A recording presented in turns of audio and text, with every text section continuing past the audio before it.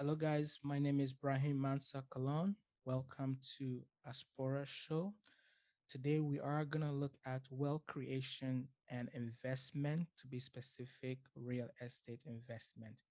Today, I am here with a very vibrant, lovely young lady. She's going to introduce herself. Well, I'm Nikki. I'm Llewellyn. I am a realtor at Keller Williams Lifestyles Realty here in Windsor, Ontario. And I work with mostly investors and home buyers who are looking to expand their portfolio or just get out of the major cities and, find good investments where it's more affordable and then they can continue to grow and, profit.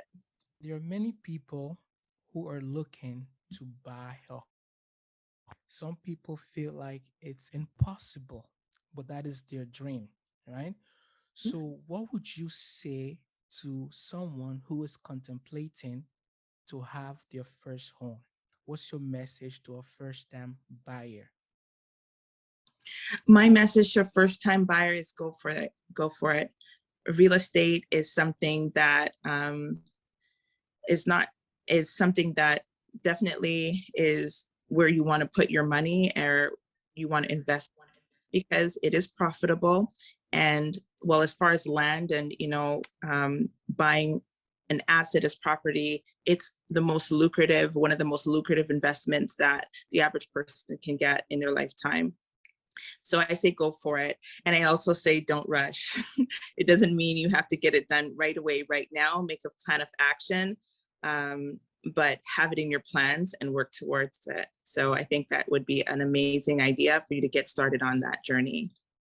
Qualification factors, because I know sometimes they look at, obviously, you know this, they look at your employment record, they look at your credit score record, they also look at to see if you have any down payment. So, what's your take on these qualification factors?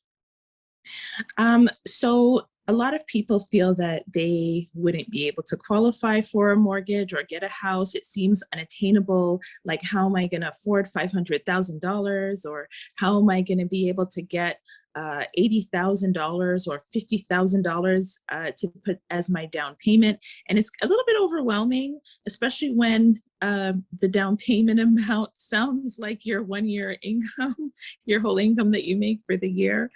Yes. But a lot of people would be surprised that home ownership is a lot more attainable than expected. A lot of my clients come to me who are first-time home buyers and they say, hey, you know what, I really want to buy a house.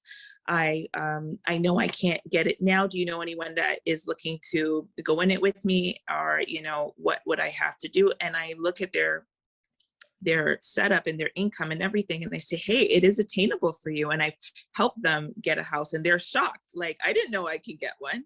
So my first advice is speak to a professional. A lot of people say, hey, you know what, they try to do things on their own or figure it out on their own, run their numbers on their own. And a lot of times that is not the way of going about it. You need to speak to someone who is able to achieve and in what timeline, and kind of walk you through the process and even see what you do have. And that's kind of where I would say. So as far as qualifying for a mortgage and qualifying, the first step always is to first look at your goals, see what your goals are. What are you trying to get? What area do you want to be in? Are you on an investment property, or do you want something that you can live in as your primary residence? Those are things you need to question yourself as far as what kind of community, what price range. When you start kind of getting your goals in order, then you want to take those goals and bring them to a professional like a real estate agent.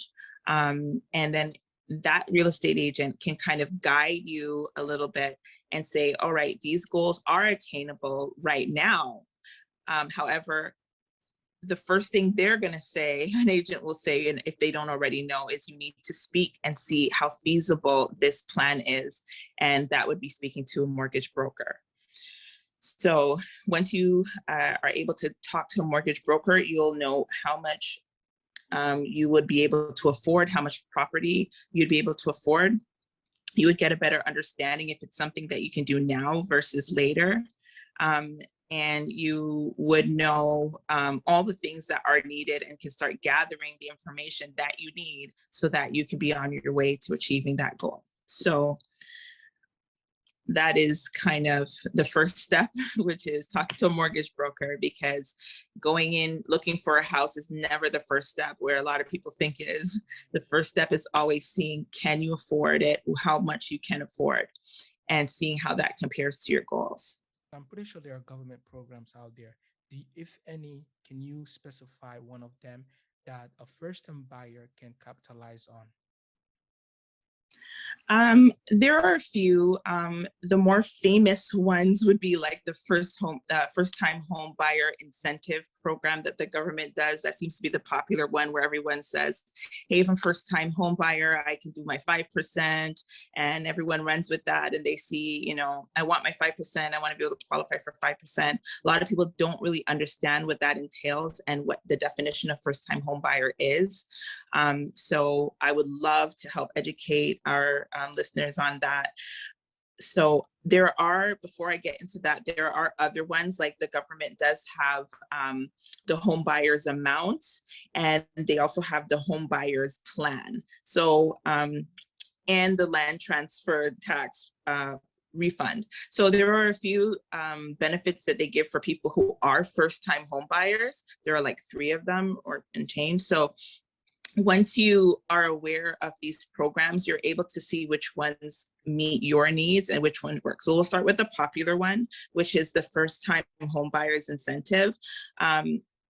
First of all, to qualify as a home buyer, you need to have not owned a home within the last 4 years that you lived in. So if you have a spouse, that would include you and your spouse. To be qualified as a first-time home buyer, I'm going to repeat, you, within the last 4 years, you could not have owned a house that you lived in as your primary residence. So a lot of people think, oh, I didn't own a house, period. No, it has to be that you lived in. So if you had an investment property, I think you could still qualify for that. And also, I believe if you are divorced, I believe the 4 years might not apply. I think they give you an advantage there. Like if you have a marital breakdown or whatnot, because, you know, sometimes going alone as a single person, you want to get back in the market. The government has these programs that can help you assist where you don't have to wait the whole 4 years. Also, you need to be a Canadian citizen, earning less than 120 or 150 if you're in like Toronto, Vancouver, Victoria area. And you have to have your minimum down payment requirement. So those are all things that allow you to be be considered for the first time home buyers incentive.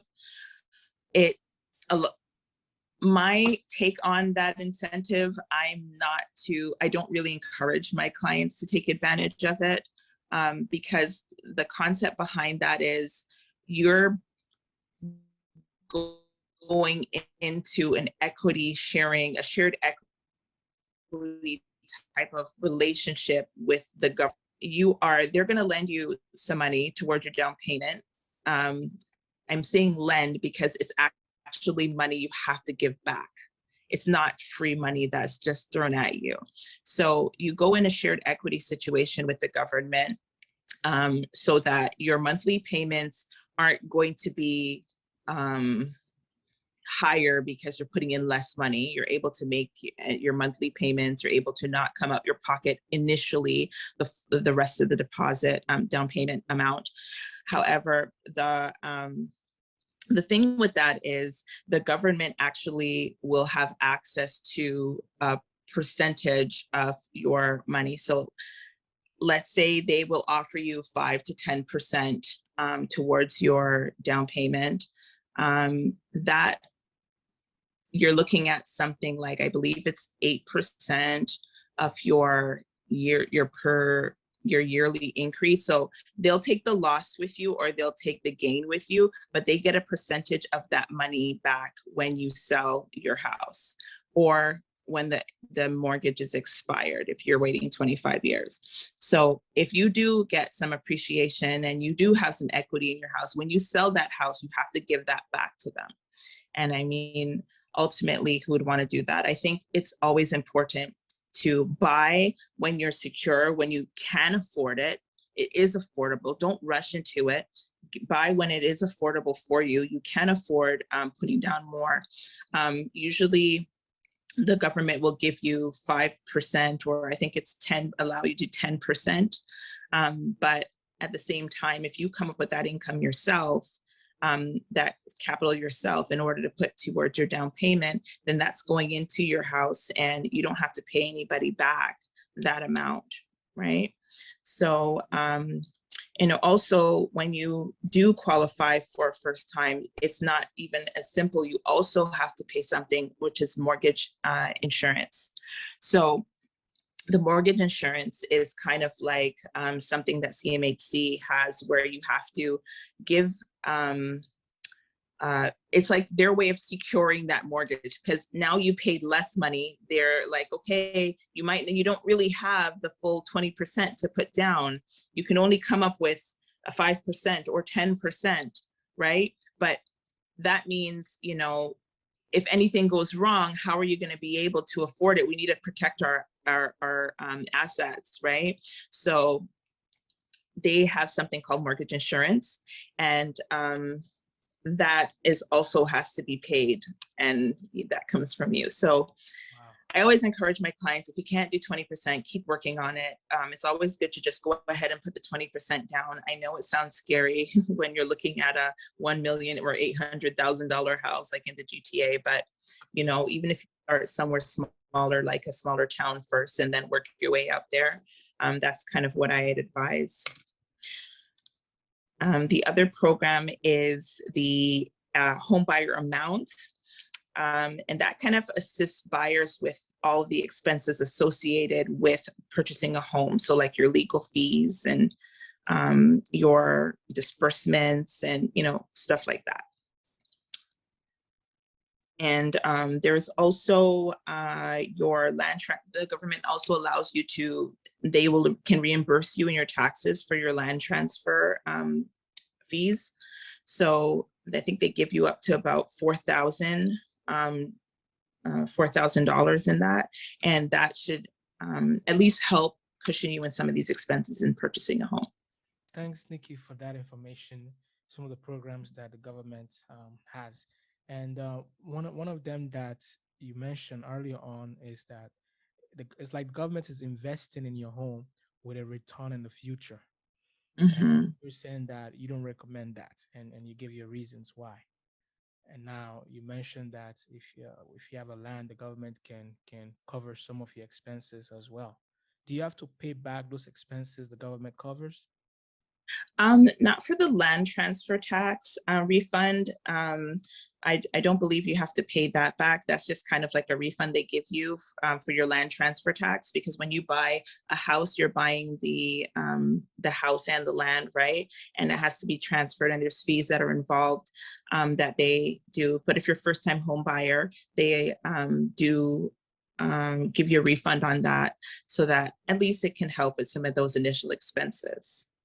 You mentioned how people can it's either if you buy a home the first time, it's going to be for you, or you can use that home as a means of generating income, right? Mhm. So let's look at investment opportunities, and that people can generate income from their property. And I was looking through some of your profile social media account. You talked about farmland, and that's something that it just got my attention, that I'm curious to know. Invested in farmland, and most of the farmlands that I see here in Canada, they're far away. They're far away from the city, and I'm like, wow, how can somebody invest in a farmland when you barely see any human being? But again, that's just my ignorance. But I would love to hear your take, the importance of investing in farmland and other investment opportunities and resources out there. That's an amazing subject because that is something that's near and dear to me. I would definitely be a farmer if I wasn't a full-time realtor. Wow. But what I would say is, I absolutely love the idea of farming, especially in our Black community. A lot of people don't touch that subject in Canada. I can't speak for the States, but I can speak for here. We tend to shy away from that type of investment because it's uncharted territory. We don't know too many people. You take 10 people in our community, everyone's like, what, farming what? Nobody owns anything like that. The goal is to just have a house in the subdivision, like, you know, just in the neighborhood or whatever. You know, that's usually the goal. That but I think that we need to start changing the goal line here. Canada is a very big country and with a very small population. And I mean, it's not so small, but I mean, comparing to the States, to like China and Asia, like other countries, right? So what I would say is there is so much land, and one thing I've always say is God's not making any more of it, okay? So if you have land that's just sitting there, some people have owned it for so many years. You'd be surprised there are Black farmers, especially here in Leamington. A lot of the slaves who escaped in the States came over to Windsor, Leamington, Windsor, Essex County in this area, and they settled here. And a lot of them own farms and have been in their family for many years. And I want to encourage people because buying land is a lot cheaper than buying a house. You buy a house in the GTA, you're paying $1.5 million, $1.2 million. And that money could literally buy you a large property with a house in other parts of Ontario if you just kind of expand your mentality. So I'm going to touch on something that you mentioned. You mentioned that farmland is far away from the city. Surprisingly enough, it isn't. So you can find farmland, especially here in Canada. You can find farmland in like Durham. You can find farmland in Brampton area, like, you know, not really Brampton, but like kind of the outskirts. I think that's Caledon and, you know, those areas going out. Farmland's there within an hour to within 45 minutes, even a half an hour from the main cities. So the only difference is those farmlands will probably be a little more expensive to purchase, Yeah. right? Opposed to land that's a little further out. But you can still, an hour drive can still give you access to land. And we sit in traffic on the 401 longer than an hour. So I think that more people in our community should invest in farmland because there's many ways you can make income on it. One way I talk about is buying the land and for a certain amount, and even putting a plan together for it where you could even sever it, you can build on it. I know a lot of cities now are opening up to the idea of people building on the land and opposed to just leaving it as agriculture because there's a need for homes. I know that's kind of dropped a little now since all of the increases in interest rates, but they're still open to you building a home on the land, moving a little bit out. Also, farmland makes a good income. I think you're looking at $400 per acre for rent. So you even just own land that's workable land. You can rent out portions of your land. So you have 100 acres, you're getting $400 per acre per month. You know, a lot of people don't even think about stuff like that, or even growing agriculture, having agriculture on your land and using that and getting involved in farming, getting involved in seeing you know, raising cattle or growing crop and being a producer. Those are all areas that you can create income for yourself. You don't necessarily have to live there. There are people in the area who farm for a living, and you just really have to maybe give them a place to stay on your land, or, you know, do up the numbers properly and making sure everyone gets their points, and creating wealth that way. Because like I said, land, you can use it in so many different ways. So I always think it's a really good investment. You know, this is where we have to kind of think outside of the box and put ourselves in a situation that we're not used to, just to see, hey, you know what, I want to create generational wealth. I want to provide something where, hey, you know, in the future, as the population continues to grow, that might be my farmland right now, but in 10 years, the city might get so big that that's hot property that's worth a lot. That's what happened to the people 50 years ago. They bought their properties for so cheap, you know, they bought their land for so cheap, and now it's worth so much more. So get started while it's affordable, because things will only increase as the population grow. Wow, wow, this is very brilliant. Thank you so much, Nikki, for this insightful think outside the box mindset. You have convinced me to start doing my research on investing in farmland. And thank you really for sharing that. And it makes absolute sense. And Mhm. as you said, that as the population grows, some areas are going to become hotspot, you know, Yeah. how important it is not just for you to buy a home, but also to learn how to manage the home in terms of maintenance. Because people can just, you know what, oh, here's this house. I like it. I like the way it looks. But have you investigated the plumbing system of that building, the electrical system of that building? You're absolutely right.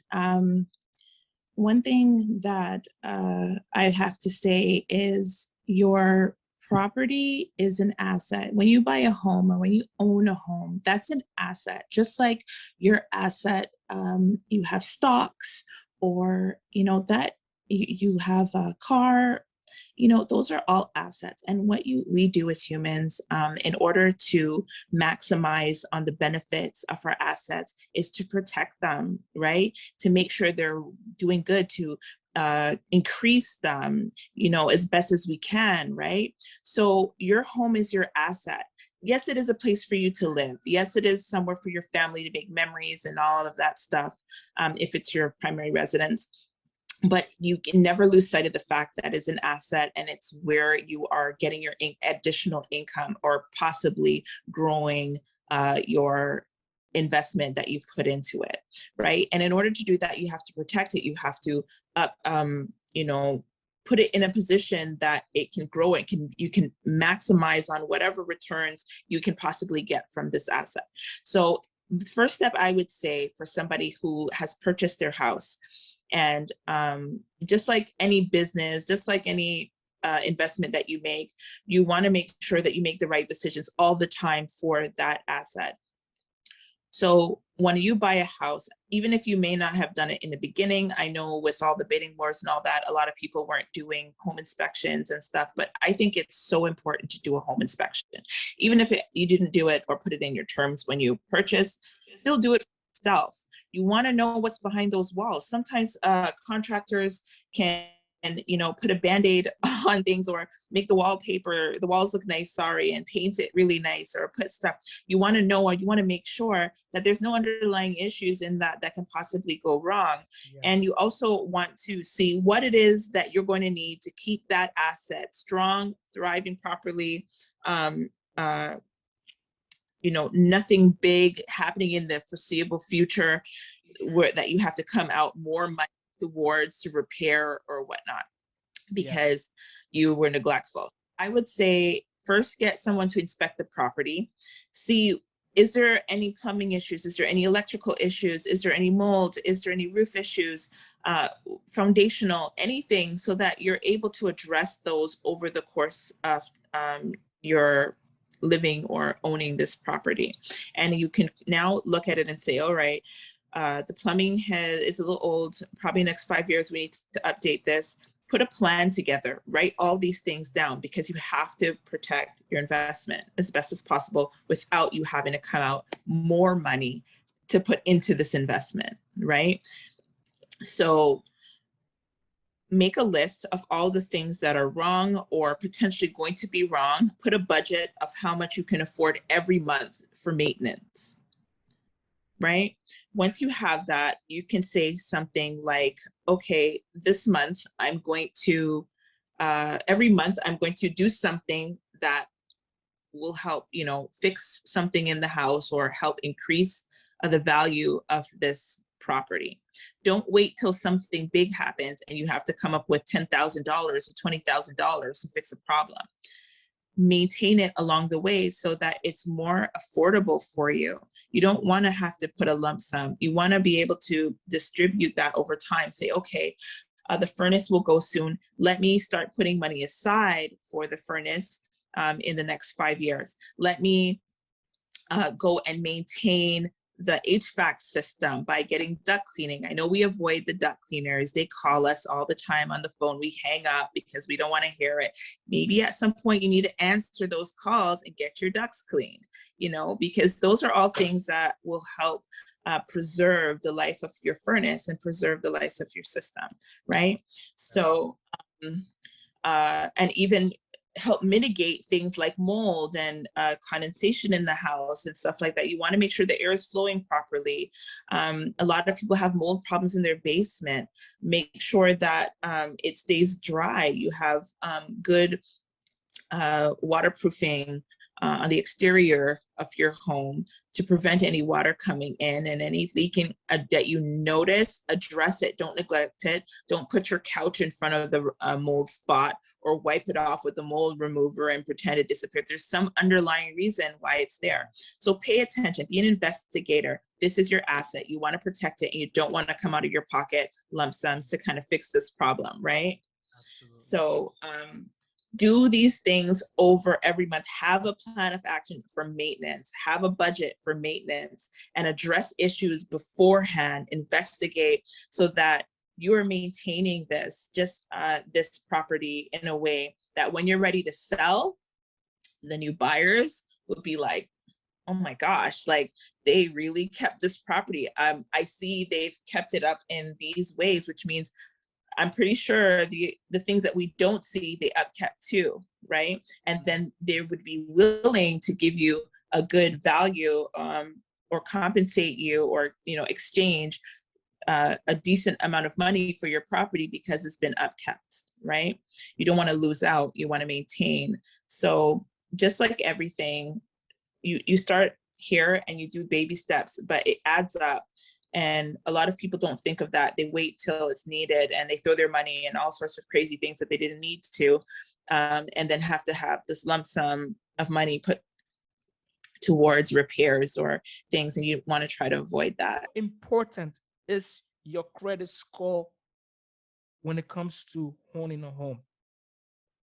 Your credit score is super important because, you know, credit is pretty much what every good investment is based on, right? Your credibility, even if it's not your number score, but like, you know, credibility is very important, right? When you're being loaned, unless you have hard cash and you want to buy everything cash, which I don't recommend, because the concept of building wealth is never using your own money. You don't use your own money to build wealth. You use someone else's money, right? In order to use someone else's money, you have to have credibility, right? And that's where your credit comes from. So surprisingly enough, it's really easy to maintain your credit. It's really just a mindset. We do a lot of things in our daily lives that some people just look at, how does she do this? Like, how is she able to do that? You know, and it seems impossible. Some of the things that we're able to achieve as a community and as individuals, you know, like some of us are single mothers, or, you know, people who hold and juggle 5 jobs or 4 jobs, you know, like you wonder how they're able to do that, because their mindset is set in a way that this is doable, this is attainable, and this is what I have to do to survive.